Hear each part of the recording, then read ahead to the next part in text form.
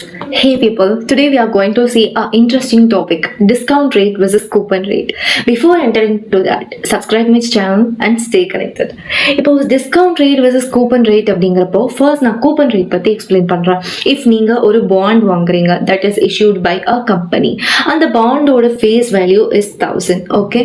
இப்போ நான் வந்து இனிஷியலாக bond அந்த company 1000 rupee face valueல issue பண்ணியிருக்காங்க, நான் அதை வாங்கிட்டேன்.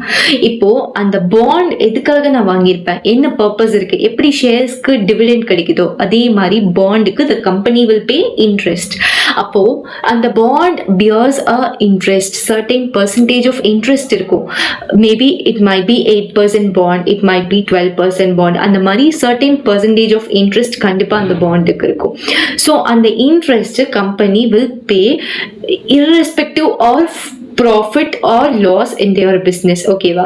இப்போ ஷேர்ஸ் அப்படிங்கிறப்போ ப்ராஃபிட் வந்தால் தான் நாங்கள் டிவிடெண்ட் பே பண்ணுவாங்க companies, right?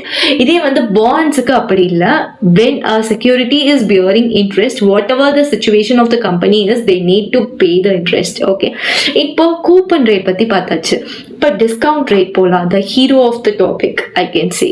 Because discount rate அப்படிங்கிறது பேசிக்காக ஒரு கம்பெனி நம்ம இப்போ பாண்ட் இஷ்யூ பண்றோம், இதே இண்டஸ்ட்ரியில இருக்கிற similar company similar bond issue பண்ணியிருப்பாங்கல்ல, அவங்களோட இன்ட்ரெஸ்ட் ரேட்.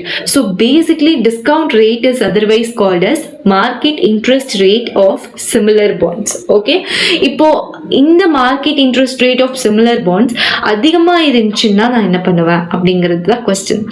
அதுக்கு முன்னாடி நான் ஒரு இம்பார்ட்டன்ட் திங் சொல்றேன். இப்போ மார்க்கெட் வேல்யூ அப்படின்னு நம்ம சொல்லுவோம்ல, பேசிக்கா ஃபேஸ் வேல்யூங்கிறது 1000.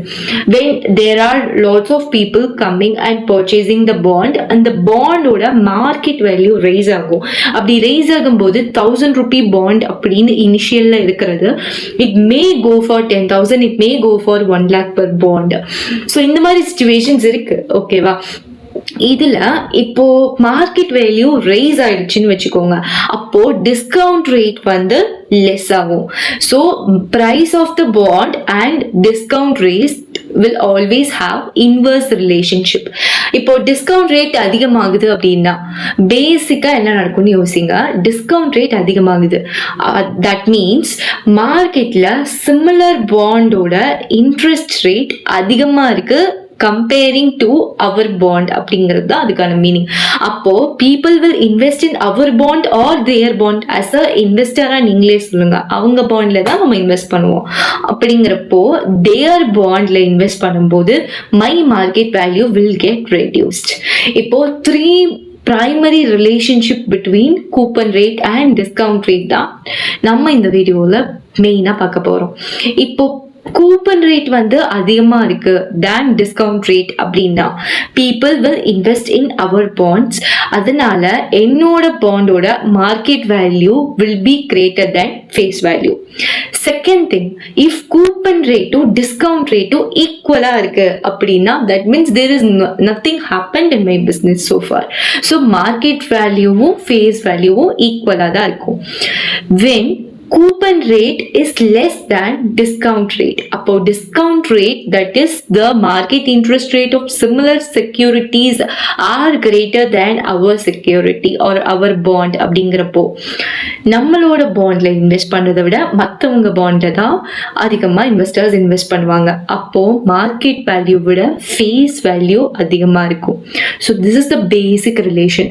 இதுல நீங்க மெயினா தெரிஞ்சுக்க வேண்டியது, coupon rate will always be static, it never change. இதே discount rate அப்படிங்கிறது it is dynamic with regards to the market situations, buyer seller participation பொறுத்து it will keep on changing day by day. I hope you got the content and understand this concept. Thanks for watching.